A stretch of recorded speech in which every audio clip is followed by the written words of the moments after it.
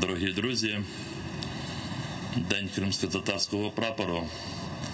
Маємо згадати, що у кінці 1980-х років кримські татари завдяки своєї самовідданої боротьби за право жити на своїй землі, вони прорвали всі препони,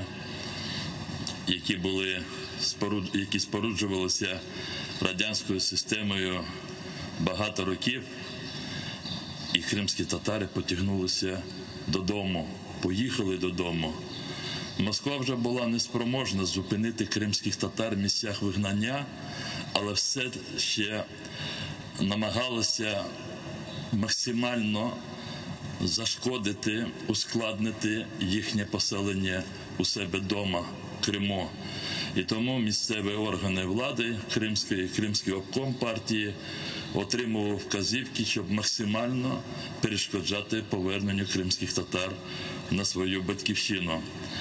От в ті місяці, той рік, 89-й, 90-й, задля того, щоб знайти гідну відповідь от всім тим новим перешкодам, які створювалися в Криму і могли привести до вибуху, бо спрацювали структури КДБ, вони інспірували конфлікти, вони готували такі ж кроваві конфлікти, які відбувалися на інших теренах існуючого тоді СРСР.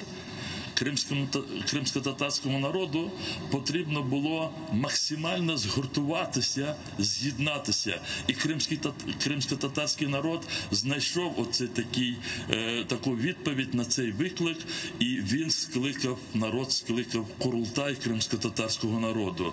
30 років тому саме оці хвилини в Сімферополі відкривалася перша сесія Курултаю кримсько-татарського народу другого скликання, оскільки перший Курултай відбувся 26 листопада за старим стилем або 9 грудня за новим 1917 року на тлі розпаду Російської імперії, Бахчисараї в Ханському палаці. І тоді той перший Курултай оголосив Кримську Народну Республіку, обрав уряд і намагався зі всіма, хто живе в Криму, побудувати такий мирний, щасливий Крим, де живуть в добросусідстві всі і кримські татари, і люди інших національностей.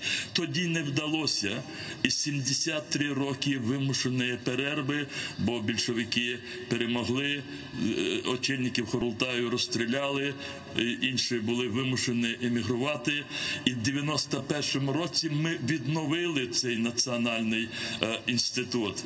Той Курултай 91-го року прийняв дуже важливі рішення, які ми продовжуємо виповнювати, скажімо, буквально наступного чи, можливо, через 2 тижні, цими тижнями Кабінет міністрів України прийме постанову щодо переходу писемності кримсько-татарської мови з кирилиці на латиницю. Це було рішення оцього другого відновленого Курултаю. Так, 30 років – це дуже багатий, то це дуже тривалий термін, але ми дійшли і до цього рішення.